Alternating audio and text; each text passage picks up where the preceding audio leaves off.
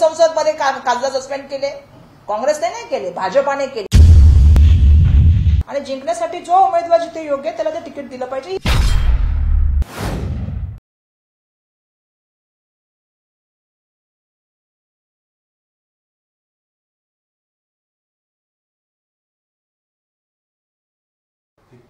झाले सगळं.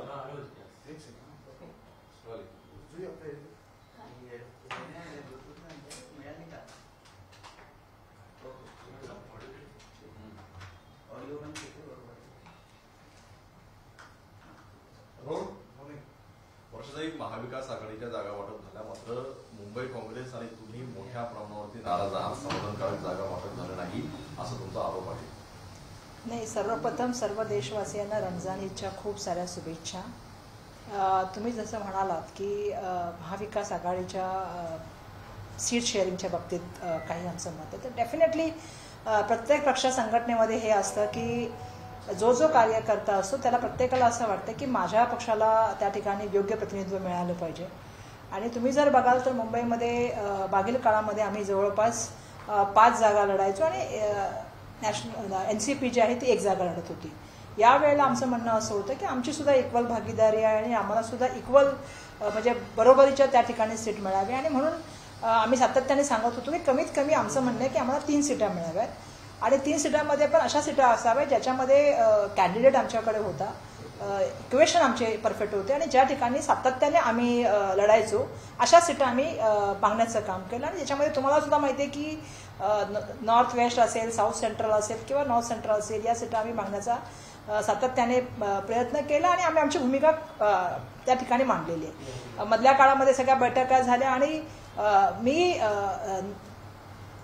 पार्शली तुम्ही सर म्हणताय की नाराज आहे, पण मी माझ्या पक्षश्रेष्ठींना त्या ठिकाणी सांगितलेलं आहे माझं जे मत आहे. मी पूर्वी सुद्धा सांगितलं, बैठकीमध्ये सांगितलं, झूम मीटिंगमध्ये सांगितलं, त्यानंतर पत्र लिहून कळवलं आणि सातत्याने मी महाराष्ट्रामधले नेते असतील किंवा दिल्लीचे आमचे पक्षश्रेष्ठी असतील यांना आपली म्हणणं सांगितलं होतं. आणि माझं हीच अपेक्षा होती की आम्हाला सीट शेअरिंगमध्ये जे आम्हाला हक्क पाहिजेत ते आम्हाला मिळाले पाहिजेत.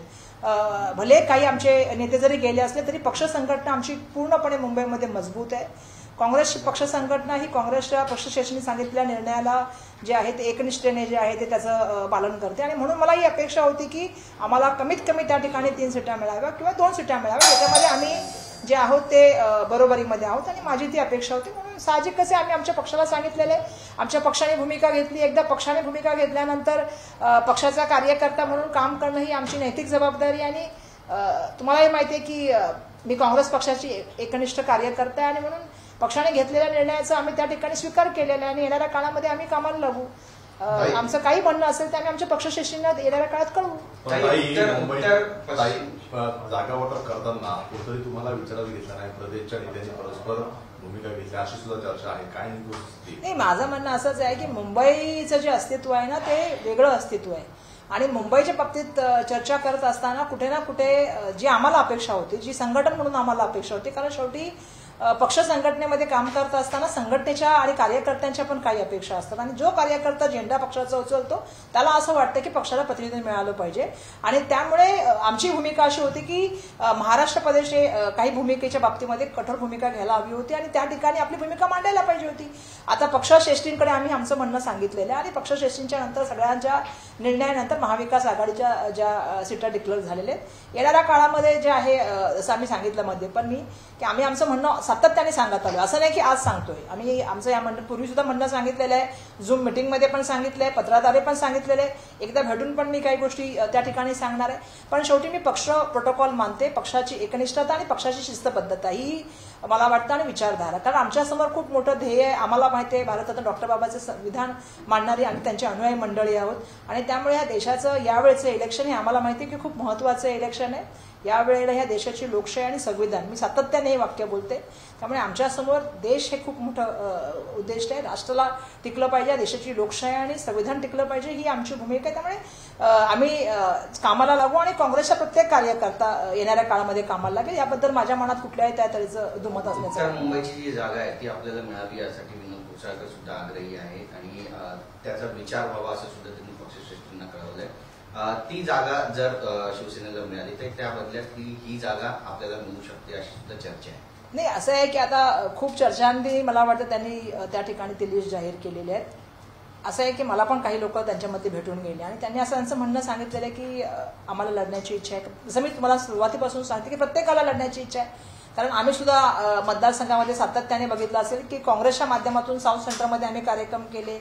आम्हाला सुद्धा वाटतं की आमचं खूप मोठं त्या ठिकाणी संघटन आहे.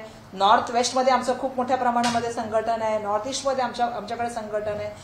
त्यामुळे प्रत्येकाला असं वाटतं की आम्हाला तिकीट मिळालं पाहिजे, मी सक्षम उमेदवार. त्यामुळे बिलकुल त्यांच्याबद्दल आमच्या मनात काहीही दुजाभाव नाहीये. तेजस्विनीबद्दल मला खूप नितांत आदर आहे. विनोद घोसाळकरांबद्दल सुद्धा मला नितांत आदर आहे. पण शेवटी पक्षाने काही निर्णय घेतल्यानंतर काही निर्णय हे स्वीकारावे लागतात आणि ज्यावेळी आघाडी असते तेव्हा मी सातत्याने सांगते काही गोष्टी सॅक्रिफाईस पण, काही गोष्टींचा त्याग पण करावा लागतो, काही गोष्टी स्वीकाराव्या पण लागतात. आणि म्हणून मला असं वाटतं की त्या मला पण सुद्धा भेटून घेऊन गेल्या. त्यांच्याबद्दल माझ्या मनात बिलकुल आदर आहे. आणि जसं तुम्ही अपेक्षा करतात जसं होत असेल तर आम्हाला काही त्याच्यामध्ये हे नाहीये. पण प्रश्न असा आहे की आता ते होणं शक्य नाही. पण चर्चेचा शेवटच्या टप्प्यामध्ये आता आलेलो आहोत. काही गोष्टी आम्ही आमच्या पक्षश्रेष्ठींना सांगू की बाबा त्यांचं असं म्हणणं आहे आणि त्या म्हणण्याबाबतीमध्ये तुम्ही पक्षश्रेष्ठीच्या काही मंडळींनी त्यांच्या लोकांशी बोलून घ्या आणि त्याच्यामध्ये मार्ग निघत असेल तर त्यासारखं उत्तम गोष्ट नाही. अशी जर चर्चा झाली आणि समजा त्यांनी पक्षश्रेष्ठींनी त्यांनी जर चर्चा करून त्या संदर्भामध्ये येणाऱ्या काळामध्ये निर्णय घेतला तर आम्ही त्याचं स्वागत करू. आम्ही काही त्यांच्या विरोधामध्ये असण्याचं कारण नाही. पण ज्याला सीट मिळेल त्याला ती सीट निवडून येण्यासाठी सगळ्यांनी एकमेकांना मदत करावी ही सुद्धा भूमिका आमची आहे. ताई, पण कुठेतरी ज्या काही जागा वाटपाची चर्चा सुरू होती त्या बैठकीत तुम्हाला बोलवलं नाही असं ऐकायला मिळत होतं. मात्र नाना पटोले यांनी हा मुद्दा जो आहे तो करून काढला आहे म्हणजे प्रत्येक बैठकीत तुम्ही उपस्थित होतो. नाही, मी प्रत्येक बैठकीला किती उपस्थित होते याची तुम्ही पण माहिती घेऊ शकता. त्याच्यामध्ये काय लपून ठेवण्याचं गोष्ट नाहीये. आणि आम्ही आमची भूमिका मुंबईच्या माध्यमातली त्यांना ऑलरेडी सांगितली होती की आम्हाला कुठल्या सीटांच्या बाबतीमध्ये आमचं म्हणणं आहे आणि आम्ही आमची भूमिका पहिल्या दिवसापासून आजपर्यंत पण आम्ही बदललेली नाहीये. आणि मलाही अपेक्षा आहे की भिवंडी असेल, सांगली असेल किंवा दक्षिण मध्य मुंबई असेल किंवा उत्तर पश्चिम असेल या सगळ्या सीटांच्या बाबतीमध्ये आम्ही सातत्याने भूमिका मांडलेली आहे. मुंबईच्या बाबतीमध्ये आमचं म्हणणं असं आहे की मुंबईच्या बाबतीमध्ये निर्णय घेत असताना त्याची पूर्व चर्चा आम्ही ऑलरेडी केलेली आहे आणि कुठल्या सीटरमध्ये आपण आहोत. आणि शेवटी आमचं एकच म्हणणं होतं की आपला नक्की क्रायटेरिया काय असला पाहिजे. आपला क्रायटेरिया हा जिंकणं आहे आणि जिंकण्यासाठी जो उमेदवार जिथे योग्य आहे त्याला ते तिकीट दिलं पाहिजे ही सातत्याने आमची भूमिका आहे. त्यामुळे आमचं कोणाला काय असं म्हणण्याचं कारण नाही. पण शेवटी जसं मी तुम्हाला सांगितलं की एक पक्षशिस्तता आम्ही पाळतो. मी ही अपेक्षा करते की मुंबईच्या डिसिजन जे आहेत त्याच्यामध्ये काही गोष्टी अजून चांगल्या होऊ शकल्या असत्या ज्या मला असं वाटतात. झाल्याच्या नंतर काल मुंबई काँग्रेसची एक बैठक होणार होती. त्या बैठकीला तुम्ही देखील येणार होतात, मात्र ती बैठक रद्द झाली आणि एकंदरीत जे कार्यकर्ते होते त्यांनी असा निर्णय घेतला आहे की 1 ते 2 दिवसांमध्ये ते थेट अध्यक्षांना पत्र लिहिणार आहेत की नाना पटोले यांची हकालपट्टी करा, नाना पटोले यांचा राजीनामा तुम्ही मागा. नाही, त्याबद्दल मला काही माहित नाही. मी ऑफिसमध्ये येते आणि ऑफिसमध्ये प्रत्येकाला माहिती आहे की 2च्या नंतर मी ऑफिसमध्ये भेटते. त्यामुळे कदाचित कार्यकर्ते आले असतील आणि तुम्ही सुद्धा बघताय की आज माझं शिफ्टिंग चाललेलं आहे, घराचं म्हणजे ऑलमोस्ट शिफ्टिंग झालेलं आहे. त्यामुळे मला माहिती आहे की मी काल येऊ शकले नाही. पण असं काही नाही आणि असं काही असेल तर त्याची मला कल्पना नाही, त्याच्याबद्दल मी माहिती घेते. तुम्हाला जाणीवपूर्वक नेत्यांनी बैठकीपासून दूर ठेवलं नाही, मला असं एकच सांगायचं आहे की आता ज्या गोष्टी झाल्या त्याच्याबद्दल चर्चा करण्यामध्ये आणि त्याच्या जसं मी तुम्हाला सांगितलं की आमचं जे म्हणणं आहे ते मी पक्षश्रेष्ठींना ऑलरेडी सांगितलेलं आहे. आणि जसं मी सांगते की पक्षाची शिस्तता पाळणं, कारण मला सुद्धा माहिती आहे की ज्या तऱ्हेने आम्ही साऊथ सेंटरमध्ये काम करत होतो किंवा तुम्हाला सुद्धा माहिती आहे की पूर्णपणे जर इतिहास साऊथ सेंटरचा बघितला तो आम्हाला फेवरेबल होता. तर आम्ही आमची सीट मागणं, जसं मी सांगितलं की प्रत्येक कार्यकर्ता तो झेंडा उचलतो त्याला असं वाटतं की पक्षाने तिकीट द्यावं, पक्षाने साथ द्यावी आणि पक्षाने त्यासाठी फाईट करावी. त्या चुकीचं काय. आणि एकदा पक्षाने निर्णय घेतल्यानंतर पक्षाचा निर्णय पालन करणं, त्याची शिस्तबद्धता म्हणून कार्यकर्ता म्हणून काम करणं हे सुद्धा एक पक्ष कार्यकर्ता म्हणून भूमिका असली पाहिजे आणि ते आमची आहे. काही नाना पटोले यांच्या परवा गाडीचा रात्री अपघात झाला आणि त्यांनी असं म्हटलेलं आहे की यामागे घातपात आहे आणि त्यावरच संजय शिरसाट म्हणतात की कदाचित ते संजय राऊतांचा यामध्ये हात असू शकतो कारण ते त्यांच्याशी जास्त जमत नाही.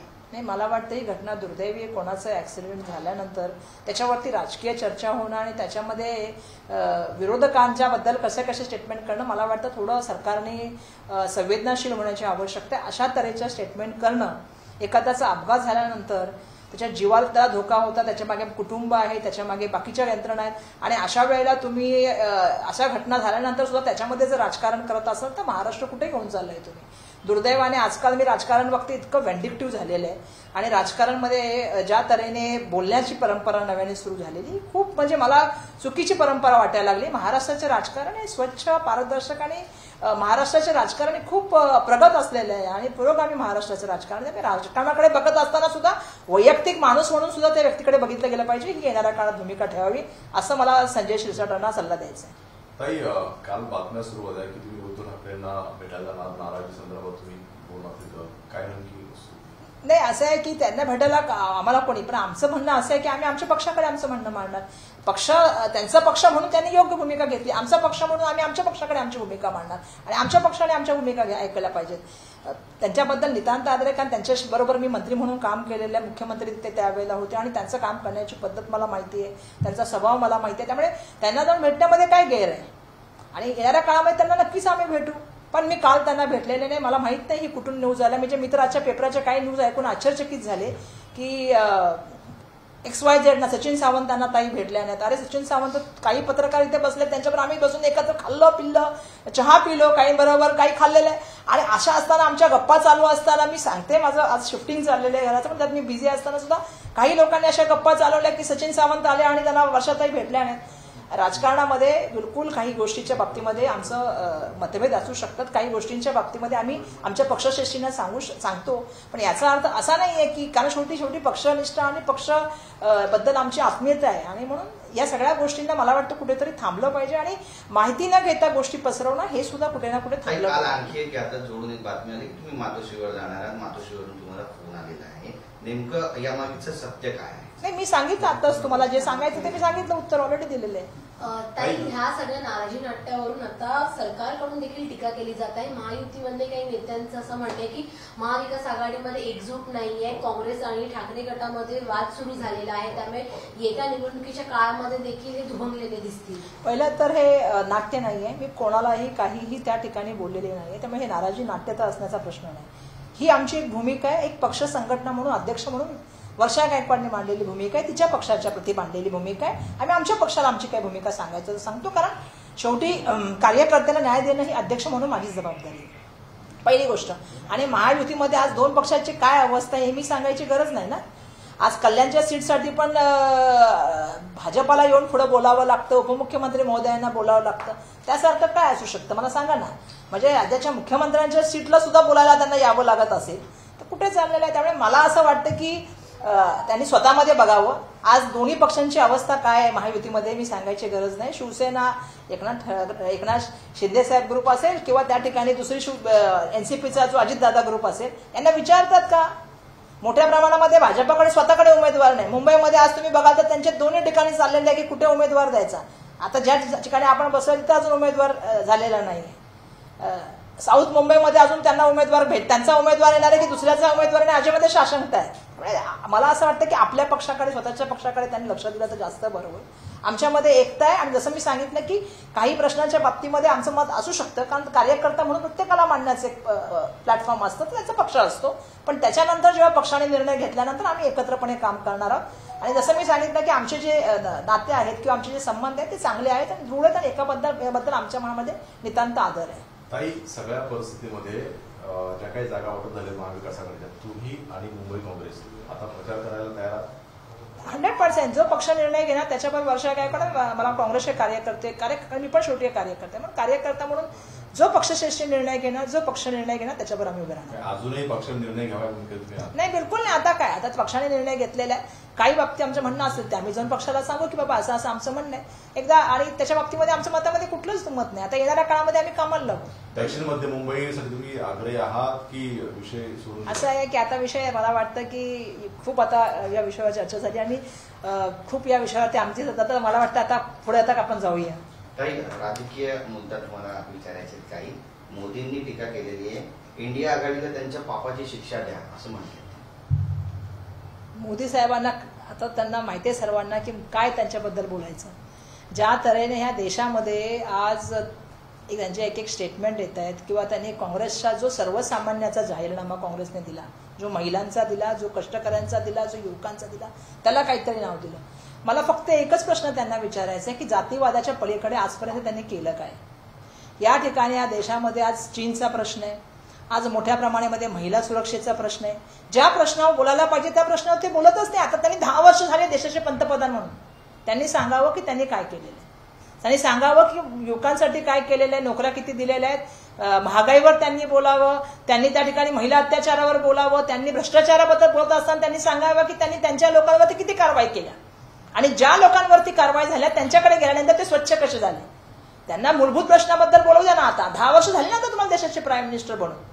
तुम्ही किती दिवस काँग्रेस, नेहरू, गांधी, आता तुम्ही तुमच्याबद्दल बोला, तुमच्या प्रश्नांची उत्तरं द्या. मला वाटतं येणाऱ्या काळामध्ये त्या जनतेने त्यांना विचारलं पाहिजे की तुम्ही काय केलं. नितीन गडकरी पण टीका करतायत की काँग्रेसनं संविधान तोडण्याचं पाप केलंय. 80 वेळा काँग्रेसनं संविधानाला तोडलं. या देशामध्ये महामहिम राष्ट्रपती महिला झाल्या, प्रतिभाताई पाटील, त्याच्यानंतर आता द्रौपदी मुर्मू झाल्या. दुर्दैवाने तुम्ही ज्यावेळी संसदचं ओपनिंग करता तुम्ही महिला राष्ट्रपतीला बोलवत नाही. का बोलवत नाही? का त्या महिला आहेत, आदिवासी आहेत म्हणून. तुम्ही त्या महिलेला भारतरत्नच्या पुरस्काराच्या वेळेला उभं करता. हा आम्हा महिलांना किती दुःख होतं तुम्ही समजू नाही शकणार. एक तर आदिवासी महिला आणि तुम्ही तिला उभं करता, मंदिरात जाता तुम्ही तिला बाहेर बोलता. तुम्ही नवीन संसदेचं ओपनिंग करता, तुम्ही जे प्रिहॅम्बल वाटता त्याच्यामध्ये 2 शब्द तुम्ही गाळता. तुम्ही देशामध्ये संसदेमध्ये ज्या संसदेचा आम्हाला फार अभिमान आहे त्या संसदेमध्ये एक माणूस तुमच्याकडचा उभा राहतो आणि जातीवाचक शब्द दुसऱ्याला बोलतो. तुम्ही त्याच्यावरती कारवाई करत नाही. तुम्ही काय करता? तुम्ही त्या संसदमधल्या माणसाला एका प्रमोशन देऊन त्याला कबड्डी असोसिएशनचं प्रमुख करता. तुम्ही जे महिला राष्ट्राला पुरस्कार आणताय त्या महिलेच्या बद्दल जे कारवाई करायला पाहिजे ज्या पुरुषाबद्दल तुम्ही त्याची सांसद म्हणून त्याची हाकलपट्टी नाही केली. दुसरं सगळ्यात महत्वाचं, ज्यावेळेस संसदेमध्ये लोक घुसले त्यावेळी तुम्ही कोणाला सस्पेंड केलं? ज्यांनी प्रश्न विचारले की लोक संसदेमध्ये कशी घुसली, संरक्षणाच्या बाबतीत प्रश्न विचारला, गृहमंत्र्यांनी उत्तर देण्यापेक्षा त्यांनी पहिल्यांदा एवढ्या नंबरमध्ये खासदार केले. कोणी संसदमध्ये खासदार सस्पेंड केले? काँग्रेसने नाही केले, भाजपाने केले. त्यामुळे कोण ह्या देशाच्या संसदेचा मान ठेवतं किंवा कोण ह्या देशामध्ये जे संविधान मानते जगाला सांगायची गरज नाही. सर्वांना माहितीये की ही लढाई देशासाठी आणि संविधानासाठी. धन्यवाद. देश विदेशातील प्रत्येक घडामोडींचे लाईव्ह अपडेट मिळवण्यासाठी आता साम टीव्हीच्या सर्व सोशल मीडिया प्लॅटफॉर्मला लाईक, फॉलो आणि सबस्क्राईब करा. तसंच सर्व नोटिफिकेशनसाठी बेल आयकॉन प्रेस करायला विसरू नका.